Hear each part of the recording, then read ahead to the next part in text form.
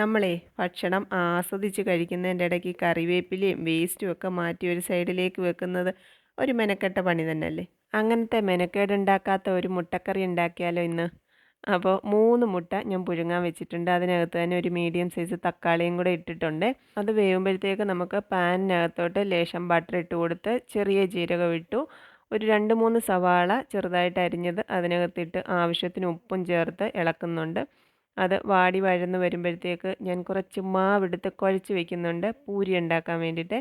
അപ്പോൾ ദേ തക്കാളിയൊക്കെ റെഡിയായി അതെടുത്ത് അതിൻ്റെ സ്കിന്നൊക്കെ കളഞ്ഞിട്ട് നമ്മൾ അതിനകത്ത് പെരുംജീരകവും കൂടെ ചേർത്ത് മിക്സിയിലൊന്ന് അരച്ചെടുക്കുന്നുണ്ട്.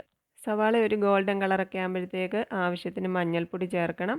പിന്നെ അരച്ച് വെച്ചിരിക്കുന്ന തക്കാളിയും പെരുംജീരകവും കൂടെയുള്ള പേസ്റ്റും കൂടെ ചേർത്ത് പച്ചമണം മാറുമ്പോൾ തേങ്ങാപ്പാൽ ഒഴിച്ച് കൊടുക്കണം. തേങ്ങാപ്പാൽ നമുക്ക് ചാറിന് ആവശ്യമുള്ളത് ചേർത്ത് കൊടുക്കാം.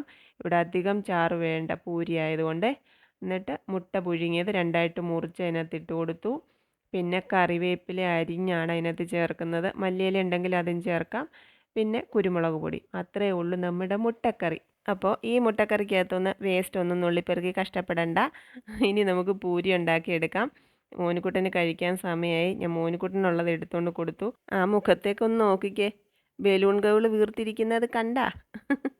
ഞങ്ങൾ എന്തോ പറഞ്ഞ് പിണങ്ങിയിരിക്കുകയാണ്. എന്നാലും സ്കൂളിൽ പോകുന്നതിന് മുമ്പേ അതൊക്കെ മാറി ചക്കരയുമൊക്കെ തന്നിട്ടേ പോകുള്ളൂ കേട്ടോ. അപ്പോൾ ഇന്നത്തെ ഈസി മുട്ട റെസിപ്പി എങ്ങനെയുണ്ടെന്ന് പറയണം. ഇങ്ങനെ വെച്ച് നോക്കിയിട്ടില്ലാത്തവർ ഒന്ന് ട്രൈ ചെയ്ത് നോക്കിയിട്ട് ഇഷ്ടപ്പെട്ടോ എന്ന് പറയണേ.